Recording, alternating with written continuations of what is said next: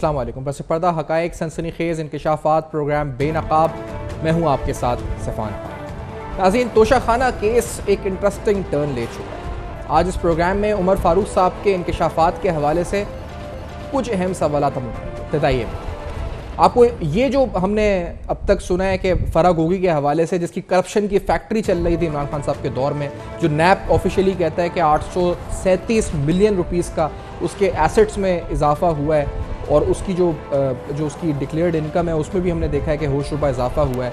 तो उसकी इमरान खान साहब जब भी फ़रा गोगी पर उंगली उठती है तो खान साहब सामने आ जाते हैं उसके दिफा करने के लिए। अरसलान बेटा की ऑडियो भी आ जाती है कि जी मेरी बच्ची फ़रा को इस वक्त टारगेट करेंगे तो आपको गद्दारी से लिंक करना है। तो ये हमने देखा है, जैसी फ़रा गोगी या शहजाद अकबर साहब के ऊपर कोई मामला सामने आता है तो फ़ौरन इमरान खान साहब उनके दिफा के लिए सामने आ जाते हैं।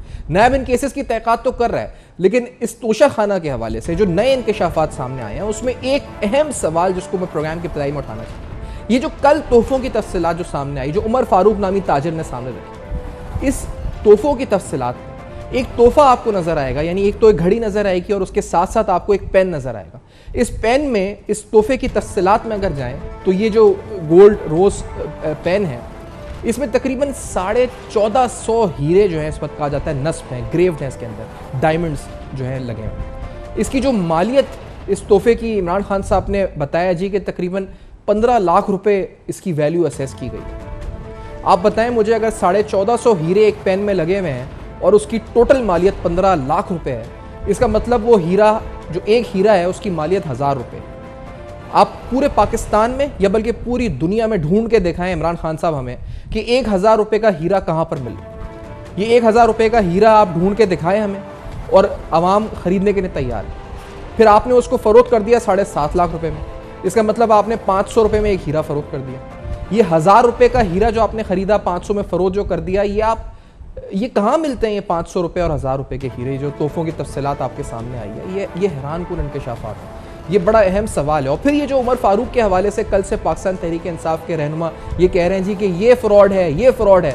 सवाल ये है जी कि ये उमर फ़ारूक के पास वो तोहफे कैसे पहुंचे जो कि रियासत पाकिस्तान के वजीर आज़म को सऊदी वली अहद ने तोहफे में दिए थे। अगर ये फ्रॉड है तो इमरान खान साहब, सवाल आपसे है कि अगर मुबैना तौर पर अगर आपके बकौल ये आदमी फ्रॉड है, इस पर केसेस हैं, ये फ्यूजिटिव है, तो फिर ये तोहफे उसके पास कैसे पहुंचे? अगर आपके पास, आपने नहीं बेचे तो आपके पास ये सबूत है कि बैंकिंग ट्रांजैक्शन क्या हुई थी, आपने किसको फरोख्त किए थे, और फिर आप खुद तनकीद कर रहे हैं जी कि ये फ्रॉड है। तो फिर फैसल वावडा साहब तस्वीर शेयर कर रहे हैं कि बतौर वजीर 4 वज़रा के हमरा आपके डायरेक्शन पे उमर फ़ारूक से इनकी मुलाकात हुई, और फिर उसकी मुलाकातों की तस्वीर दीगर वज़रा के साथ भी मौजूद हैं। तो ये फिर क्या वज़ीर आज़म हाउस के डायरेक्शन पे मुलाकातें कर रहा था? अगर ये फ्रॉड था, अगर ये फ्रॉड था, और अगर ये फ्रॉड है और आपने तोशाखाना की तफसीलात कौम से छुपाई ये कहकर के सऊदी या फिर दूसरे जो हमारे दोस्त ममालिक हैं वो नाराज़ हो जाएंगे, तो फिर आखिरकार अगर वो नाराज़ हो जाएंगे तो आज वो ज़्यादा नाराज़ नहीं होंगे कि जो तोहफे उन्होंने वज़ीर आज़म पाकिस्तान को दिए थे, वो इस बात पर नाराज़ होते हैं कि उनकी तफसीलात अयां होती कौम के सामने, या इस बात पर नाराज़ होंगे कि जो तोहफा उन्होंने आपको तोहफे में दिया वो तोहफा आपने बेच दिया और आपके बकौल एक फ्रॉड को बेच दिया? वो इस बात पर नाराज़ होंगे या किस बात पर नाराज़ होंगे? तनकीद है और इमरान खान साहब पे सवालात उठ रहे हैं। शर्जील मेमन साहब ने कुछ सवालात उठाए, लेट्स हियर दिस फर्स्ट कि उन्होंने क्या कहा। फॉरेन फंडिंग में आपने अकाउंट छुपाए, इलेक्शन में अपने अकाउंट छुपाए, और फिर जो तोशाखाना में से डाके मारे, इसने एक कीमती घड़ी जो कि 45 करोड़ रुपए में बेची, छोटी रकम नहीं है 45 करोड़ रुपए। और कल वो बात सामने आ गई कि वो घड़ी कौन लेके गई थी, वो किसकी फ्रंट लेडी थी, उसका ट्रैक रिकॉर्ड क्या रहा है। पंजाब में एसपी की ट्रांसफर पोस्टिंग, डीसी की ट्रांसफर पोस्टिंग, सबके रेट फिक्स थे। और फिर जैसे इमरान खान की रिजीम चेंज हुई तो पहली फुर्सत में पहली फ्लाइट उस खातून ने पकड़ी और मुल्क छोड़ के चली गई। अगर वो इतनी ईमानदार थी, जानतदार थी, और इमरान खान कहते रहे वो तो बेचारी तो ये करती थी, वो बेचारी तो वो करती थी, वो बेचारी कर ये करती थी, वो गई क्यों मुल्क से बाहर? उस बेचारी को बुलाओ सही ना, पंजाब में तुम्हारी गवर्नमेंट है, बिठाओ उसको लाहौर में। ये इस मुल्क में हो क्या रहा है इमरान खान साहब? आप तो पूरी जिंदगी दूसरों पर करप्शन, चोरी, डकैती के इल्जामात लगाते रहे, आज ये क्या मामला सामने आ रहे हैं? आपने रेप्लिका जमा कराए हुए थे तोशाखाना में, क्या ये सब एक प्लान्ड चोरी थी? क्योंकि रेप्लिका जमा कराने तो मतलब ये तो छोटे चोर करते हैं कि अगर आप घरों के नौकर वोकर चुरा के ये करते हैं काम, ये वाली ये तो क्योंकि प्लान्ड चोरी थी, जिस तरह अगर रेप्लिका रखे गए इन तमाम चीज़ों के तोशाखाना में।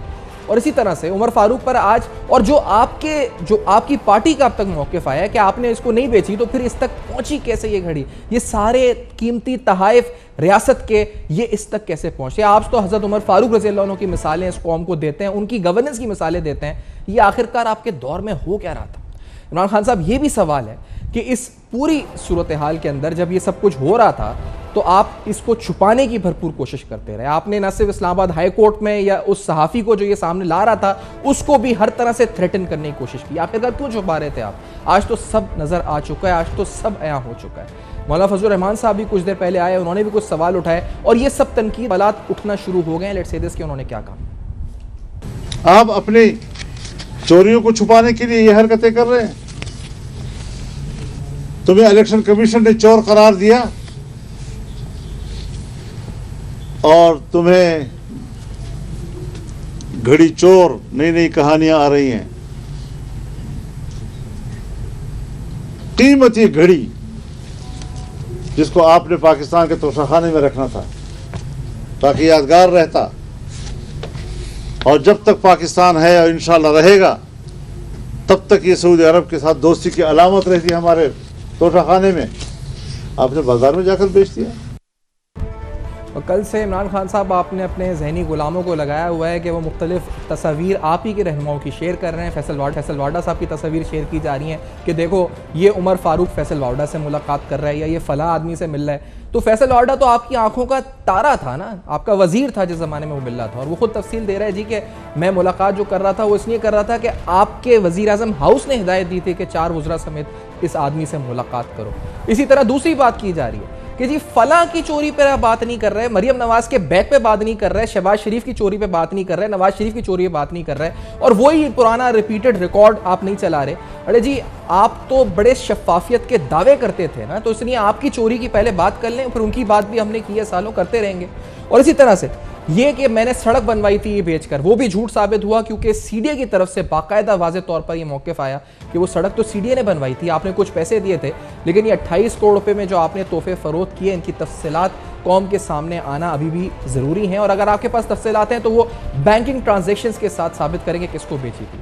बीआरटी के हवाले से भी नाज़रीन कुछ तफसीलात हैं आपके सामने रखें। पब्लिक अकाउंट्स कमेटी का इजलास हुआ जिसमें बीआरटी केस के हवाले से जो पेशावर बस रैपिड ट्रांजिट मंसूबा है, इस हवाले से कुछ पेशरफ्त हुई है। नैब की तहक़ीक़ात में चेयरमैन पीएसी नूर आलम खान की ज़ेर सदारत पब्लिक अकाउंट्स कमेटी का इजलास हुआ। इस इजलास में चेयरमैन नैब आफ्ताब सुल्तान पब्लिक अकाउंट्स कमेटी इजलास में जो थे हुए। इसमें बताया गया जी कि इस केस में पेशरफ्त हुई है चेयरमैन नैब की तरफ से।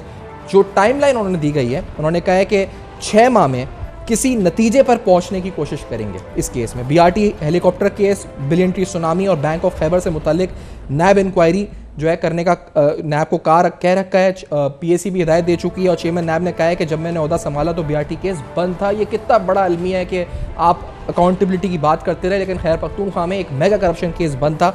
लेकिन हम इस केस को 6 हफ्ते से देख रहे हैं और पेशरफ्त हुई है। तारीख नहीं दे सकते ये तो उन्होंने कहा, लेकिन हम एक्सपेक्ट कर सकते हैं कि 6 महीने के अंदर कोई इसका रिजल्ट आएगा। बैंक ऑफ खैबर से मुतालिक स्टेट बैंक को लिखा हुआ है, इनका जवाब आएगा तो आगे बढ़ेंगे। नैब ने मजीद कहा जी कि नैब के जो अफसरान केसेस को सर्द खाने में रखने के जिम्मेदार हैं उनके खिलाफ भी कार्रवाई की जाए। पब्लिक अकाउंट्स कमेटी के चेयरमैन ने हिदायत दी। और मालूम है कि कुछ केसेस में बहुत ज़्यादा करप्शन है, लेकिन तहकीकात सुस्त रवि का शिकार हैं। ये चेयरमैन पीएससी की स्टेटमेंट है। और बीआरटी केस को 4 साल हो चुके हैं, इसके लिए टाइम फ्रेम तय करें। चेयरमैन पीएससी ने ये सख्त हिदायत दी।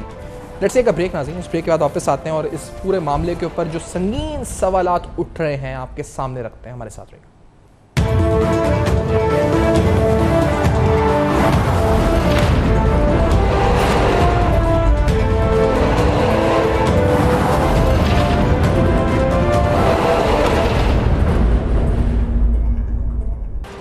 Welcome back. आप देख रहे हैं बेनकाब अहम तरीन सवालात, अहम तरीन मामलात, संगीन नौयत के मामलात। इमरान खान साहब बतौर वज़ीर आज़म मिलने वाले तहाइफ अब बकौल उनके जो जिसको फ्रॉड कह रहे हैं उसके पास से मिल रहे हैं।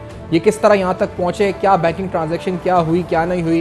फवाद चौधरी साहब तो कह रहे हैं जी हमने नहीं बेचे, फिर आपने नहीं बेचे तो यहाँ पहुँचे कैसे, सच बता दें कौम को। जवाद अहमद साहब से प्रोग्राम का आगाज़ करते हैं, बराबरी पार्टी के सरबराह, और राना अबरार साहब जिन्होंने ये पिटीशन मूव की थी आते हैं आज एक बार फिर से हमारे। आपका बहुत शुक्रिया दोनों को ज्वाइन करने का। जवाद अहमद साहब ये बताएं कि ये आज ज़्यादा तकलीफ दे होगा क्योंकि इन्होंने पूरी कोशिश की दौरान हुकूमत के ये ना पता चल सके कौम को कि ये क्या तोहफे मिले थे, और ये इसके लिए प्ली ली कि इससे दोस्त ममालिक नाराज हो जाएंगे। आप मुझे बताएं, दोस्त ममालिक को आज पता चलेगा और सामने देखेंगे कि ये जो तोहफे उन्होंने वजीर आज़म पाकिस्तान को दिए थे वो आज किसी और के पास से मिलने और उसने बेच दिए आगे ये $2 मिलियन के, तो ये ज्यादा तकलीफ दे होगा या ये ज्यादा तकलीफ दे होता कि उनको पता चल जाता क्या तोहफे थे? अच्छा, पहले तो मैं राना अबरार यहाँ बैठे हुए हैं, मैं उनको बहुत मुबारकबाद दूंगा कि उन्होंने एक बड़ा करप्शन स्कैंडल पकड़ा है, और ये मॉरल करप्शन भी है और फाइनेंशियल करप्शन भी है, दोनों मिला के हैं। क्योंकि इमरान खान जो है ये कहते होते थे कि मैं तो बिल्कुल क्लीन आदमी हूँ, और ये दूसरों को चोर डाकू कहते थे, जबकि सियासत में चोर डाकू से ज्यादा अमीर गरीब की बात होनी चाहिए कि गरीबों के लिए कौन पॉलिसी बनाएगा, अमीरों के लिए कौन बनाएगा। लेकिन चूंकि ये इस तरह की चीजें करते थे, तो अब अगर इनके ऊपर आया है ये, तो ये बहुत अच्छा हुआ है कि कम से कम इस मुल्क में अब शायद सियासत का रुख जो है वो बदल जाए और अब वो असल पॉलिसीज के ऊपर सियासत शुरू हो। तो राना अबरार साहब जो है इनको मैं मुबारकबाद देता हूँ। दूसरी बात ये कि ये जो मामला हुआ है इसके अंदर जो घड़ी बेची गई है, असल में उस घड़ी के अंदर एक बड़ी इंपॉर्टेंट बात ये थी कि एक ऐसे मुल्क से आई थी जहां ये ज्यादा इस्लाम की चूंकि बात करते हैं, मजहब की बात करते हैं, खाना गवा भी बना हुआ था, तो एक अखलाकी इनकी जिम्मेदारी ये थी कि कम से कम इसको इस तरह ना बेचते, और अगर बेचा था तो फिर दूसरी दफा फाइनेंशियल हो जाती है करप्शन के, आपने उसकी कीमत कम लगवाई और असल कीमत से बहुत कम लगवा के आपने उससे भी 50% 20% बल्कि मैंने सुना है बेच दी, और बाद में 50% कह दिया कि जी हमने बाद में उसको 50% कर दिया था। तो ये बहुत घपले किस्म की एक सिचुएशन थी। मुझे लगता है कि राना अबरार के बाद शाहजेब खान ज़ादा ने आज जो किया है ना, कल किया एक्चुअली, वो अब पत्थर पे लकीर हो गया है कि ये मामला अब छोटा नहीं है, ये बड़ा है, और ये दोनों चीजें गलत हुई। आप कह रहे हैं कि ये चीज गलत है, वो मेरे ख्याल में दोनों चीजें गलत है। जिस आदमी को बेची है उसको भी फ्रॉड कह रहे हैं, या उस तक पहुंची है जिसको उसको फ्रॉड कह रहे हैं, तो इसका मतलब है कि फ्रॉडिये मिले हुए हैं ना सारे, जो बेच रहे हैं, जो खरीद रहे हैं, वो सब फ्रॉडी हैं। और इमरान खान के बारे में मैं सख्त बात नहीं करना चाहता होता वैसे, लेकिन इस मुल्क में मुसीबत ये है कि जब तक आप सख्त बात नहीं करते वो लोग आपकी बात भी नहीं सुनते। तो इमरान खान खुद जो है वो एक फ्रॉड के तौर पे अब सामने आए हैं कि वो इतनी बड़ी बड़ी बातें करते थे, और आखिरकार वो निकला ये कि वो कहते हैं खोदा पहाड़। जवाब साहब ये बताएं कि जब भी फराह बीबी का मामला, फराह गोगी का मामला सामने आता है, इससे पहले उनके असासों की तफसीलात सामने आई, उनके नैब पता चला, उनकी इनकम में गोशवारों में बड़ा इजाफा हुआ बेपना, तो इमरान खान साहब फौरन दिफा में आ गए कि प्रॉपर्टी की वैल्यू बढ़ गई थी इसलिए उसकी इनकम बढ़ी थी। आज भी ये डायरेक्ट जो एलिगेशन है ये तो फराह पर है कि आपने बेचे, फराह आई और उसने बेचा शहजाद अकबर पर है, फिर इमरान खान साहब दिफा पर आ गए भरपूर तरीके से। ये क्यों दिफा करते हैं इस फराह गोगी का इमरान खान साहब? अच्छा, मैं वैसे उल्टी बात हमेशा करता हूँ। देखिए, पता क्या मसला है, मुझे लगता है कि जो लोग आगे होते हैं ना जी, उन लोगों के ऊपर तो आप क्या बात करेंगे, वो क्यों कर रहे थे, क्या कर रहे थे, हमें मालूम नहीं है। और बहुत से लोग बहुत से काम करते हैं। मैं खासतौर पर मैं खवातीन के ऊपर इस तरह की बात भी करना कम पसंद करता हूँ, लेकिन पीछे कौन है आप ये बताएं कि पीछे तो इमरान खान है ना। इमरान खान कर रहे हैं ना जो कर रहे हैं, पैसे तो उन तक जा रहे हैं ना। और आपको पता है कि जनरल आसिम नसीर का भी जो मामला है, वो ज्यादातर जो लोग कह रहे हैं, मीडिया पे भी रिपोर्ट हो रहा है, इमरान खान डिनाई भी नहीं कर रहे, वो भी कह रहे हैं कि जी आसिम नसीर को भी मसला ये था कि वो इनको जाके कह रहे थे जब वो ISI के चीफ थे कि जी आपके घर तक जाता है ये सारा मामला, ताने बाने जो भी करप्शन हो रही है पंजाब में, तो वो बिशरा बीबी जो उनकी बेगम साहबा है उन तक जाता है। इस बात पे इमरान खान नाराज हो गए थे। तो मैं तो समझता हूँ कि इमरान खान को ही कल्परेट करना चाहिए, मुजरिम वो है। मैं तो नहीं समझता कि बाकी लोगों के तो नाम हम जो भी लेते हैं वो लेते रहते हैं, लेकिन असल में तो इमरान खान है। और ये जो कहते हैं, कहा जाता है, एक और भी बात की जाती है कि जी इमरान खान के इर्द गिर्द बड़े गलत लोग हैं, वो जी मिनिस्टर्स उनकी कटपटियां बढ़ाते हैं, उनके कान भरते हैं। मैं फिर ये कहता हूं, मैं कहता हूँ ये बिल्कुल गलत बात होती है। जो इंसान ऊपर बैठा होता है ना, उसने देखना होता है उसके इर्द गिर्द कौन से लोग हों। अगर वो लोग जो है बाद में कुछ गलत करते हैं तो ये भी उसी आदमी का कसूर होता है जिसने उनको अपने साथ बिठाया होता है। या तो उसकी देखें सेंस ऑफ कहते हैं ना सेंसिबिलिटी इस मामले में, कि उसको पता ही नहीं होगा कि ये बंदे किस तरह के हैं, और या फिर उसको फर्क नहीं पड़ता, वो जो मर्जी करते रहे, करप्ट हो ना हो उसको फर्क नहीं पड़ता। अगर उसका काम कर रहे हैं, उसके लिए जाके लोगों को गालियां निकाल रहे हैं टीवी पे, उसके लिए बुरा भला लोगों को कह रहे हैं, उसके लिए काम करके दे रहे हैं सारे, उसको कोई फर्क नहीं पड़ता, जो मर्जी करता रहे, वो खुद में से क्लीन है। तो अब शुक्र है कि कम से कम ये पता चल गया कि पाकिस्तान में मिस्टर क्लीन अब कोई भी नहीं है। ये सारे एक दूसरे को चोर डाकू कहते रहेंगे और अब शायद बराबरी पार्टी जैसी हमारी जो पार्टी है जो अमीर गरीब की बात करती है, शायद हमारी ज्यादा स्पेस बनेगी। इंतहा की चोरी है यहाँ पे, तो रेप्लिका भी रख दिए गए चीजों के, तो ये तो लगा कि बाकायदा एक तो चोरी होती है ना जी, कहते बंदा के एक्सीडेंट हुआ, खुदा ना खास्ता मेरी गाड़ी से कोई लग गया, तो बंदा कहता है मुझे मेरी इंटेंट नहीं थी। या तो अगर रेप्लिका रखे गए चीजों के, इसका मतलब तो ये इंटेंट के साथ प्लान्ड चोरी थी जो ये सामने आई है तोशाखाना में। राना अबरार साहब, आप तक मेरी अगर आवाज ही पहुंच रही है, आपको खुशामदीद भी कहते हैं। ये आपकी नजर में जो मामला अब सामने आ चुका है, उमर फारूक आ चुके हैं, खान साहब, फवाद चौधरी साहब कह रहे हैं कि हमने नहीं बेची, तो ये पहुंची कैसे राना अबरार साहब वहां तक? और इसकी कोई, अगर इन्होंने नहीं बेची तो फिर ये आगे गई कैसे, और फिर इसकी कोई बैंकिंग ट्रांजेक्शन, ये पैसा आया कैसे पाकिस्तान, किसके जहाज में आया, क्या तफसीलात हैं? एक तुम्हें सबसे पहले कामरेड जवाब का बहुत शुक्रिया। जी राना साहब, शायद हमें ब्रेक पे जाना पड़ेगा, ब्रेक के बाद आते हैं, राना अबरार साहब से भी गुफ्तगू करते हैं। इस ब्रेक के बाद नाज़रीन हमारे साथ।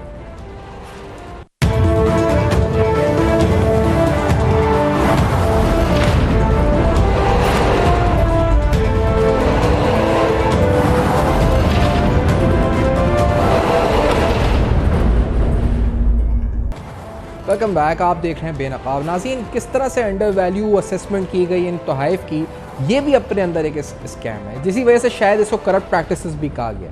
मिसाल के तौर पर आपके सामने एक ही मिसाल रखी थी, एक पेन है जिसमें 1450 हीरे कहा गया जी, उसके पार्टिकल्स हैं या हीरे हैं उसके अंदर ग्रेव, उसकी जो टोटल मालियत इन्होंने रिटेन की 15 लाख रुपए इन्होंने रखी है जी।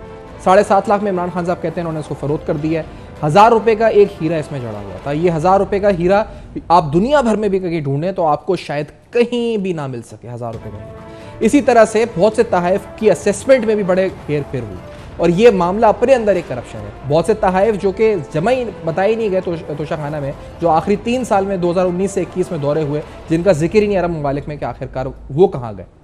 राना अबरार साहब, आप फरमाइएगा ये कितना हैरानकुन है, और इस पर नैब तहकीकात कर रहे हैं जो तहाइफ हैं ये किस वैल्यू पर रिटेन हुए, इनकी असेसमेंट जिस तरीके से हुई उस पर किस तरह तफ्तीश हो रही है। राना साहब,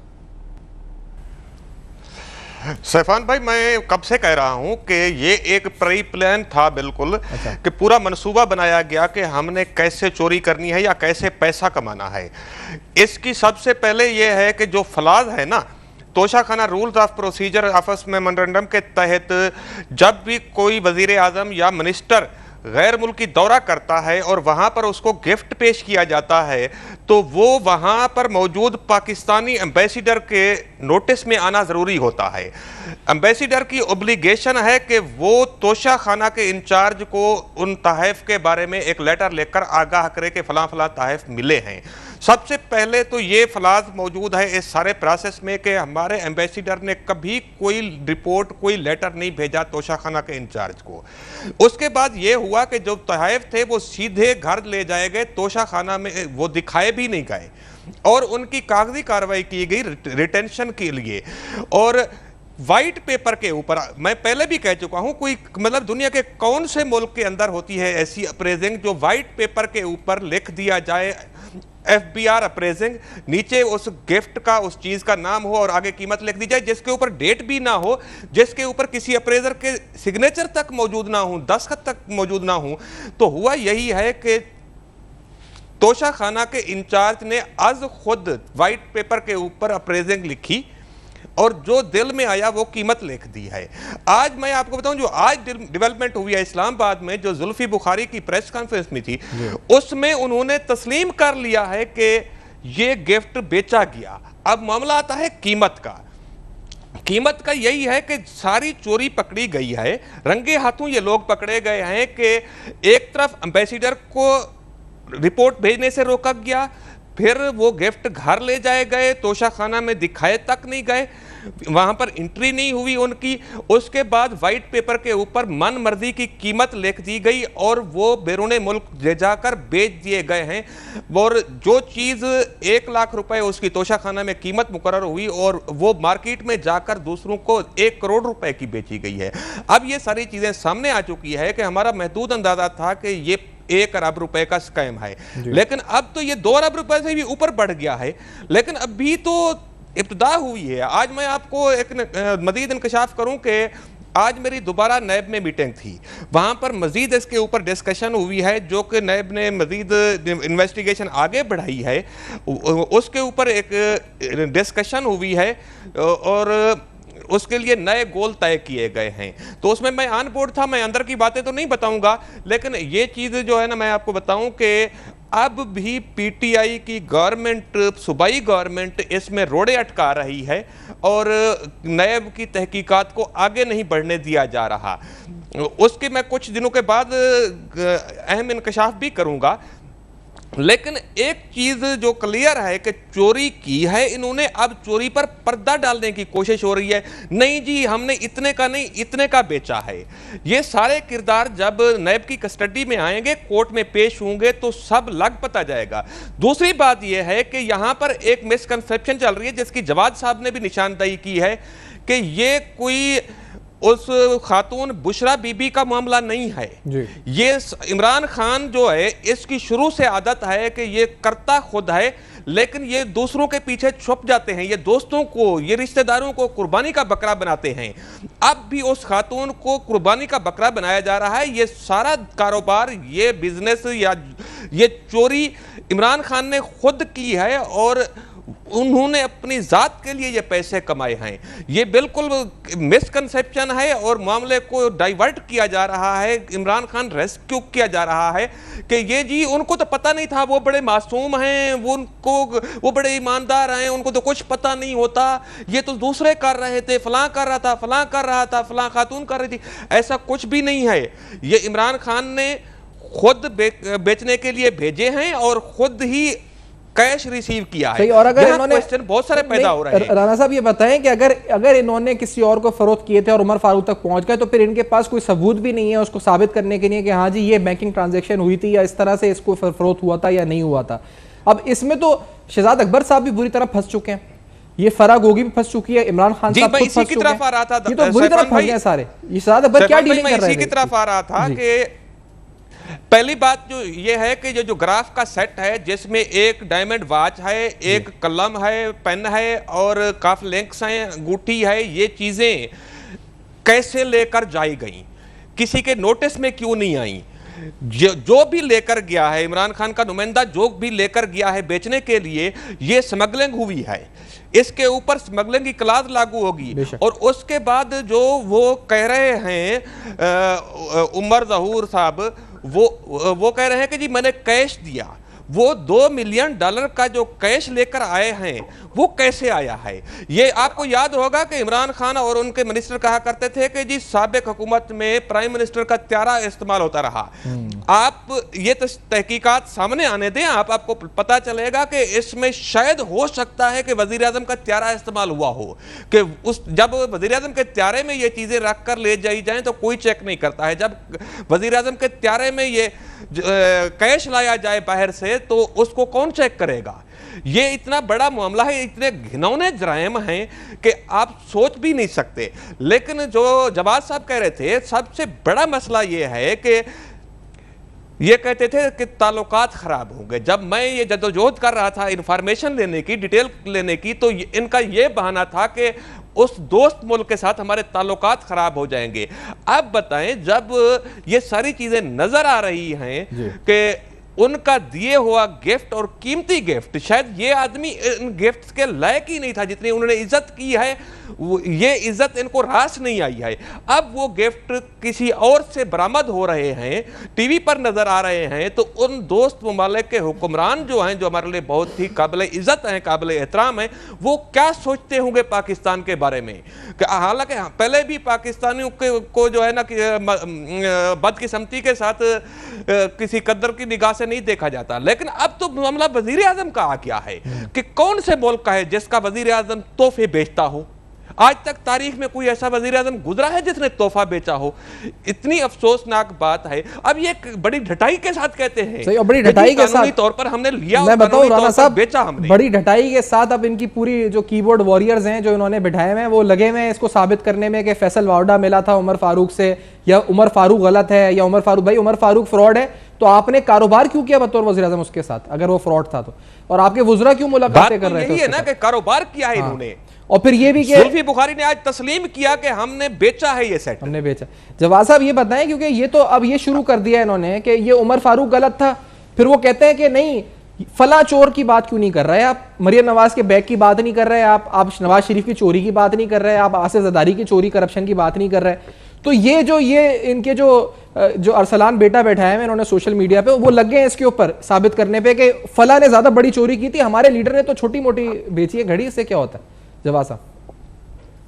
मैं तो जी बड़ा समझता हूँ अफसोसनाक है ये पाकिस्तान के अंदर के नौजवान लोगों को इतना करप्ट कर दिया गया है मॉरली के वो बैठ के अमीर अरबपति खरबपति लीडर्स का दिफा करते हैं, खुद मिडिल क्लास के होते हैं, थोड़े बहुत पैसे कमा लेते हैं सोशल मीडिया से, इसके हवाले से कुछ यूट्यूब चैनल चला लेते हैं, कुछ साफी भी कर रहे हैं, लेकिन आखिरकार पाकिस्तान का नुकसान करते हैं और उनको समझ नहीं आती कि वो अपनी भी जो जिंदगी है उसके अंदर आगे जो भी उन्होंने करना है उसके उनके बाल बच्चे भी हैं, उनको क्या ट्रांसफर कर रहे हैं आप, किस तरह की मॉडल्स कर रहे हैं, अखलाकियात कर रहे हैं।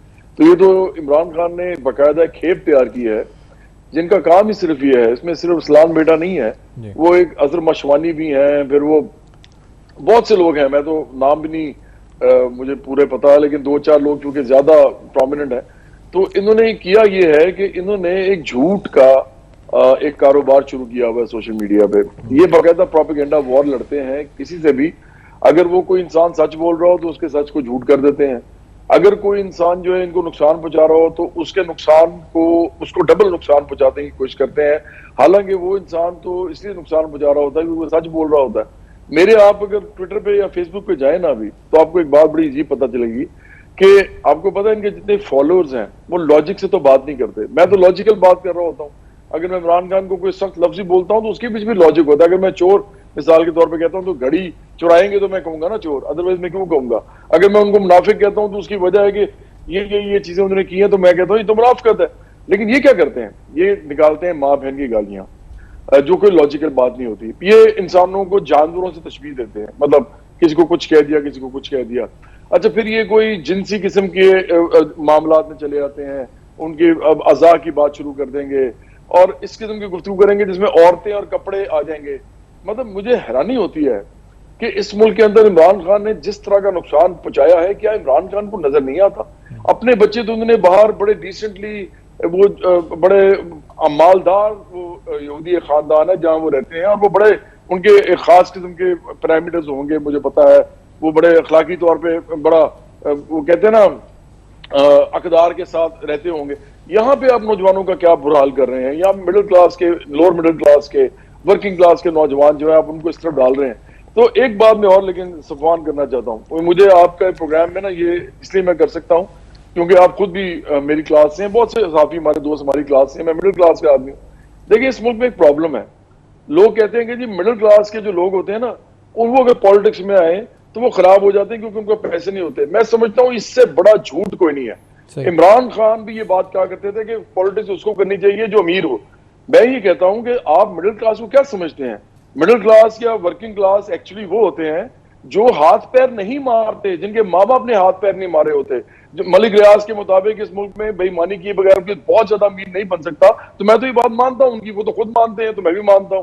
तो मुझे बताएं कि मिडिल क्लास के लोग तो पहले ही मॉरली करप्ट नहीं होते, इसीलिए उन्होंने पैसे नहीं बनाए होते।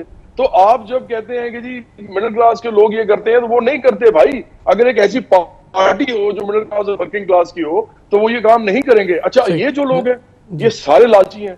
ठीक है जवाब साहब, एक हमें ब्रेक लेना है जवाब साहब, हजारों कनाल के घर और यहाँ पर सारी हमारी एलीट जो सेगमेंट एक काम पे पहुंच रहा है। मैं साहब मैं माजरत हूँ, मैं आपका शुक्रिया अदा करूंगा, वक्त काम पे पहुंच रहा है आपका भी और राना अब्रार साहब का, दोनों ने आपने हमें ज्वाइन किया और अपने तबसरे राय से माजरत हूँ इसमें कट करना होगा क्योंकि हमें ब्रेक की तरफ जाना है। वाइंड अप करते हुए आप दोनों मेहमानों का शुक्रिया अदा करते हुए सिर्फ समराइज करने में आएंगे, अगले सेगमेंट में हमारे साथ रहिए।